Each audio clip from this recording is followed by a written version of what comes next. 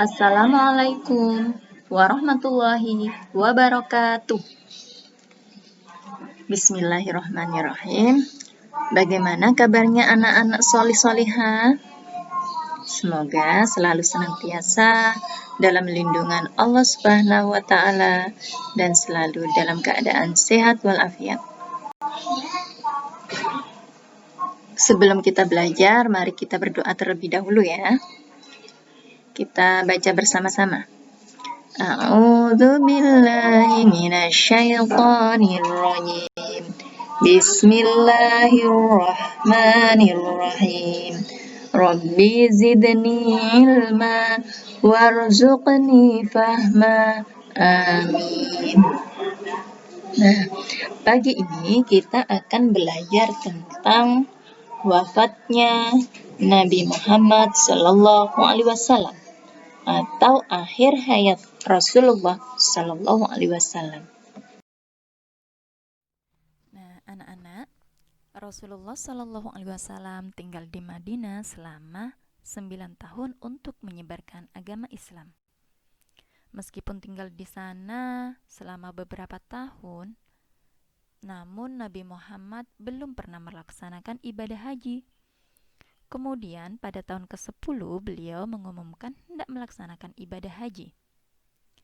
Pada bulan Zulkaidah tahun 10 Hijriah, mulailah Nabi Muhammad SAW mempersiapkan diri untuk menunaikan haji yang pertama sekaligus yang terakhir dalam kehidupan beliau. Nah, haji perpisahan Nabi Muhammad ini dikenal dengan nama Haji Wada.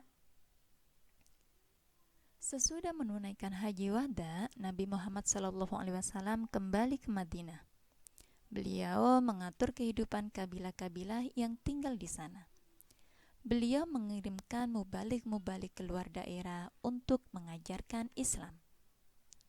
Salah satu mubalik yang dikirim Nabi Muhammad SAW adalah Mu'adz bin Jabal.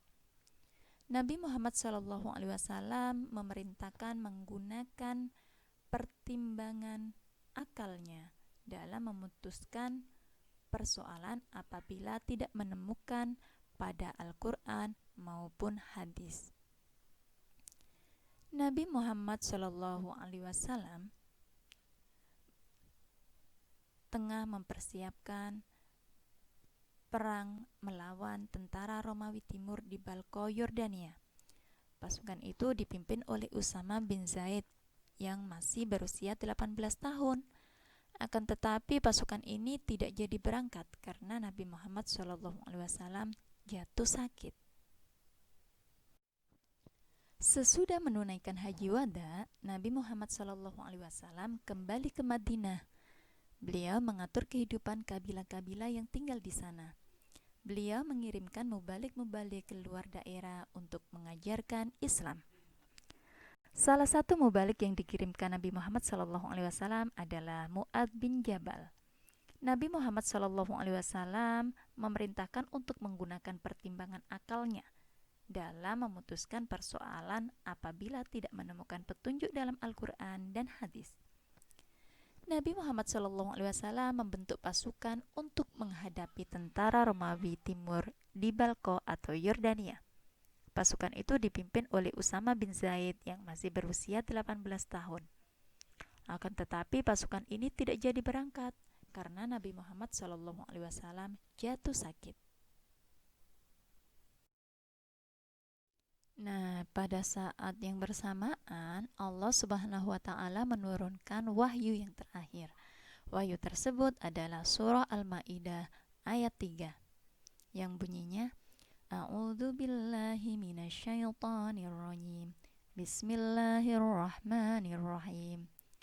Al-yawma ya'isal ladzina kafaru min dinikum fala takhshawhum wakhshawun.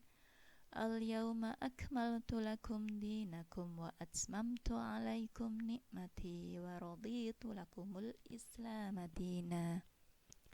Yang artinya, pada hari ini telah kusempurnakan untuk kamu agamamu dan telah kucukupkan kepadamu nikmatku dan telah kuridhoi Islam itu jadi agama bagimu. Nah, 2 bulan setelah melaksanakan haji wada, sehari sebelum Nabi Muhammad SAW mulai sakit panas anak-anak, para budak badannya terus melemah. Walaupun demikian, beliau tetap mengimami sholat 7 dinar. Beliau memberikan senjata-senjatanya kepada kaum muslimin. Pada waktu duha, beliau memanggil putrinya, sehari sebelum Nabi Muhammad SAW beliau membisikkan ke telinga Fatimah bahwa para budak laki-lakinya menghadap Allah Subhanahu wa Ta'ala. Uang yang tersisa sebanyak Nabi juga memanggil cucunya, yaitu Hasan dan Husain. Beliau juga memanggil istri dan keluarga yang lainnya. Pada waktu duha, beliau kemudian berwasiat putrinya, yaitu Fatimah, dirikanlah sholat dan ke telinga Fatimah bahwa beliau akan segera menghadap Allah Subhanahu wa Ta'ala. Disuruh untuk Nabi juga memanggil cucunya dan disuruh Hasan dan bertaubat. Nah, kalau beliau juga memanggil istrinya, pasti kalian di rumah sudah sholat 5 waktu ya. Beliau kemudian sampai bolong. Nah, kalau yang bertaubat ini caranya bagaimana? Yaitu dengan cara banyak-banyak beristighfar salah satunya. Nah, kalian di rumah kalian bisa melakukan tetap sholat 5 waktu Rasulullah SAW ini ya. Tidak disuruh sama orang tua kalian, maka kalian harus tetap melaksanakan sholat. Sehari sebelum Nabi Muhammad wafat, beliau memerdekakan para budak laki-lakinya, berwasiat bahwa kita harus mendirikan sholat sebanyak 7 dinar. Bertaubat. Beliau memberikan senjata-senjatanya kepada kaum muslimin. Pada waktu duha, beliau memanggil putrinya, yaitu Fatimah. Nah, 2 bulan setelah haji wada, Nabi Muhammad SAW jatuh sakit. Beliau kemudian menunjuk Abu Bakar As-Siddiq untuk menggantikannya sebagai imam salat. Dan keluarga yang Nabi Muhammad SAW kemudian wafat pada hari Senin, tanggal 12 Rabiul Awal dan tahun 11 Hijriah, atau tanggal 8 Juni 632 disuruh untuk sholat dan disuruh untuk bertaubat. Nah, Rasulullah SAW telah meninggalkan di rumah sudah sholat 5 waktu. Tak ada harta benda yang diwariskan kepada anak istrinya. Kalau yang bertaubat hanya meninggalkan 2 pusaka yang diwariskan kepada umatnya, yaitu beristighfar salah satunya dan as-sunnah. Nah, itulah Al-Quran dan Sunnah itulah yang 2 wasiat Rasulullah SAW ini ya. Nah, bagaimana sih tanggapan para sahabat atas wafatnya Nabi Muhammad SAW?